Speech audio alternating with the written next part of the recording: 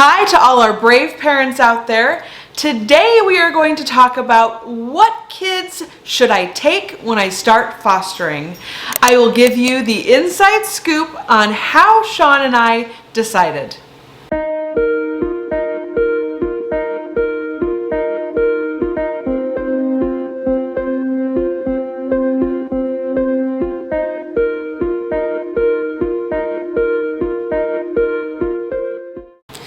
So when you are doing your home study for your foster care license, they will ask you what types of children you are interested in.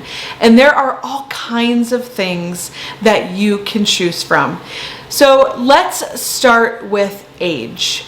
When Shaun and I started, we actually started doing ages 0 to 10. We did this because at the time, I was having a little bit of baby fever and I really wanted younger kids. Brianna was the only one living with us full time. Declan and Lily were with us on weekends. Brianna was 12 going on 13, and so she was getting ready to hit the teenage years, and I was really interested in having more young children. So we started out with younger kids. Our first placement was Jade and Lily, and they were 3 years and 3 months. So you can choose what you think is best for your family. I'm going to tell you that younger kids are a lot of work. You know, you have to wake up in the middle of the night with babies. You have toddlers that throw temper tantrums, and there's just a lot of work with younger kids, I personally feel like. With the middle-aged kids, right now, my feeling is that is such a great age.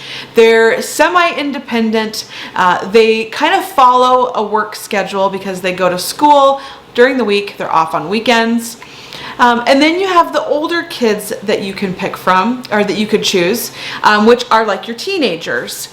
And teenagers are still a lot of work, just in a different type of way. At the time, we chose 0 to 10. I do think that is a good age to start with if you have not yet gotten your feet wet with fostering. Now, that's not to say, maybe teenagers would fit better in your house. Maybe you have nieces and nephews that are teenagers and you're really familiar with them. So you really need to do what works best for your family. But I really liked the way Shaun and I did it, which was we started out with younger kids first, and then after we got our feet wet and our agency got to know us, and our state workers got to know us, and we had worked with several GALs, we then chose to do older kids after we had fostered for about 2 years. And this really worked well for our family. But you need to pick what works well for your family. You will probably get calls for all ages, but you can definitely give them what your preference is on what age range that you will take.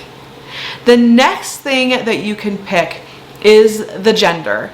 And now this can change depending upon the kids that you have in your home. So for Shaun and I, we had several extra bedrooms.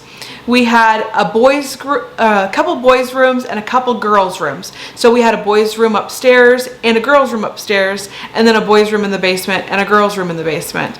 And so we were able to take both girls and boys.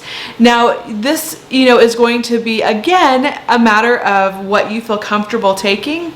Some people will do only girls and some people will do only boys. Shaun and I didn't really care, and so we did both. We just made sure that we had, separate bedrooms for them. And then also by having a couple different rooms for each gender, we were able to take younger kids and older kids. That way they didn't have to be in the same room. The next thing would be ethnicity. And we would take any ethnicity, and we have had probably every ethnicity that there is. But what I want to say about this is, in the beginning, I was a little scared about doing hair for African Americans. I had no clue how to do their hair. I had no clue what products to use. And I was very concerned. So what we did was we ended up taking older kids that were African American, because then we did not have to worry about doing their hair, or sometimes I know their skin can get really dry. And so the older kids knew how to take care of that stuff themselves. And so that made it way easier. A lot of my friends, you could look it up online, or you could talk to, we have several, African American caseworkers and agency workers, and they are always a big help. And so we chose all ethnicities, and you though need to pick what's right for your family. Now, I want you to be aware that people will probably make comments. Our family right now looks very different from each other. We have Latino children, and we have, Asian children, and we have some children that we have no idea what ethnicity they are. And when our family goes out and about, we all look very different from one another, and you could get stares and you could get questions. So you just need to be prepared on how you might answer those questions. You're not really supposed to tell people that the kids are in foster care. And so a lot of times you could just say, oh, it's a friend or a family friend, but just be ready for those questions and how you would like to answer those. The next thing that you can pick is what behaviors you're going to take. Now, I will say most foster children come with some type of behavior, and sometimes they come with childhood diagnoses that haven't been diagnosed yet. So we had a lot of children that came into our home, and they had ADHD, they had ODD. We have never had a child with RAD, but sometimes the kids come with RAD. There are all types of things out there that the child could be going through, but you may not always know. So this is for if the state knows what the child has already, then it can be relayed to you. The child may get placed with you and you find out later that they have something, and that has happened to us. But you can specify what behaviors you'll take. So sometimes there's stealing, there's defiance, there could be fire setting, there could be aggression towards animals. There's all different types of behaviors, and our agency that we work with, and I know not everybody works with an agency, but our agency has us fill out a sheet of paper, 2 sheets. We have one for behaviors and one for medical. So on the behavior sheet, it lists out all the different types of behaviors the kids could come with, and then we had to circle what we would be willing to take, and then leave off what we didn't want to take. Fire setting is a little scary to me. We've never had a child that did that. We have had children that steal. That is one of my pet peeves. I do not like when kids go through my belongings, and especially take things that aren't theirs. We have had, we have kids that we've adopted that have ADHD and ODD, and honestly, we had no clue that they had those things until later on. Some of them were already adopted, some of them weren't. But you just have to know what you want to start with, what you're willing to take, and you can always change it. Shaun and I, we started out being willing to take a lot because we had went through a lot with Brianna. And so we were already familiar with a lot of behaviors. But we did end up going on and doing professional foster care. And professional foster care is where they say, this is your job. You have to be available 100% of the time for this child. So you're not supposed to work, at least not outside the home. And you have to be available to be there at a moment's notice for these children, because when you do professional care, they are a very high level of need. And Shaun and I did go on and do professional foster care for a while, and we took in those hard kids that had a lot of behaviors, and I'm going to tell you that these kids looked really scary on paper, but when they got into our house, they were not nearly as scary as they seemed on paper. They did have behaviors. Some of them did honeymoon, and because we were doing a pilot program at the time, they did not necessarily stay long term, but we did take a couple of them in as actual placements, and they did stay longer term, and we have dealt with a number of different behaviors, but foster care, professional foster care is just that. You have to be there. It's professional. It's your job. So we have taken all kinds of behaviors. You just have to know what you're ready for, and you can always add more on later. The more comfortable you get with doing foster care. The next thing would be medical. They gave us, again, a sheet of paper that listed out all different kinds of medical conditions. And this could be anything from simple things, like we have children in our home that we've adopted that have some medical things going on. Some of them get severe bloody noses. Some of them have sensory issues. Some of them have speech issues. We have, just a lot of different things going on, but then you'll get into kids that are in wheelchairs, kids that have feeding tubes, children, that are 100% high needs care. And so you have to be ready to decide what you want to take as far as medical conditions. And if you are equipped, so Shaun is a chiropractor, and to be a chiropractor, he had to go to some medical school. So he was very comfortable taking in medical children. Now, we have never had a high needs medical child, although we were prepared to take one of those. We thought that Charlie actually had Down syndrome when she was born, and then come to find out she did not. So we were prepared to work with those children, but we have never actually had a higher level of care medical wise. We have done way more high level behaviors than we have medical.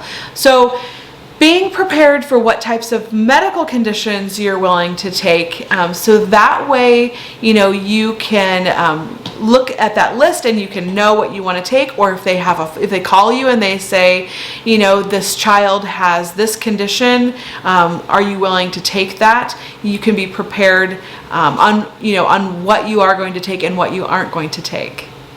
The next thing that you're going to want to think about is how many children you want to take. Shaun and I opened our home up to, I believe we started with 3 or 4 we said that we would take, and we ended up getting a sibling group of 2. And then Gavin came along and we added Gavin to that. And then after we did Jade, Lily, and Gavin, then we started taking in the teenagers, but we sought out a sibling group that was a very large sibling group. We wanted to be able to keep siblings together, and we knew that that did not happen very often. So you have to be willing to decide how many children you want to be licensed for. Now, a lot of times they can license you for the number of beds you can have in your home. Here in Nebraska, they base that off of square footage. And you could be licensed, let's say you have enough room for 6. They could license you for 6. That does not mean you have to take 6. You could be licensed for that many, but only take 1 or 2 to start with, and that is totally fine. But you want to be prepared, knowing how many kids initially you want to take, and then, like I said before, you can always change that. You can always add. You can always up that number. But it's better to start out on your license with the maximum number, so that way if you decide later you want to add, you don't have to redo your whole entire home study. Okay, now I've said this a couple times, but I just want to reiterate, guys, you can always change your minds. You can always change your minds. Shaun and I have added things, we've taken things away, and a lot of times it's right in the moment. So we'll get a phone call. Sometimes you get phone calls in the middle of the night. We've received phone calls at 2 a.m. before, and they'll call you and they'll say, we have this child or we have this sibling group of children. Here's their ages, here's their genders, here's what we know, here's maybe what we don't know. You can ask questions, and they could always find out, go back and ask questions and then relay those back to you. And so you can always decide in the moment as well, but it's always good to have an idea in your mind what you want to take, so that way when you get that phone call, you are ready to have an answer. There's been many times where Shaun and I have said yes to a placement, and then we will get a phone call later saying, we're sorry, they've already found a home. Because in the state of Nebraska, at least, all the agencies are notified at the same time. They all go out looking for people that are interested in taking placement of the children, and then whichever agency gets back to the state first, or whichever state worker gets back to the state worker calling first, that is who ends up getting the placement. And now that is how it works here in Nebraska. I'm not sure if every state is like that. And I know even here in Nebraska, we have half of the state that works with agencies and the other half of the state that doesn't work with agencies, and it's just the state themselves. So it can vary depending on who you're working with.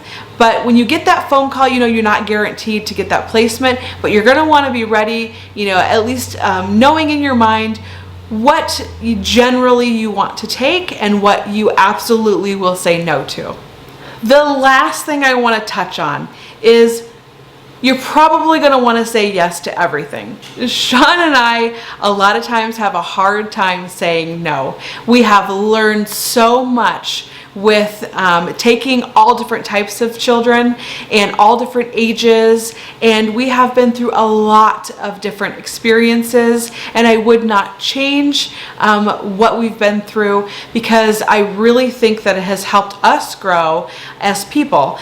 But you are going to want to say yes, I promise you. And you have to know when to say no. So just be ready that if you don't feel comfortable, or if you are not sure about a placement or a behavior or a medical condition, it's okay to say no.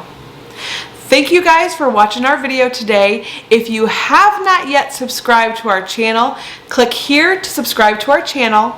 And if you have not watched our video yet on resets to reset behaviors in children, click here to see that video next. Bye.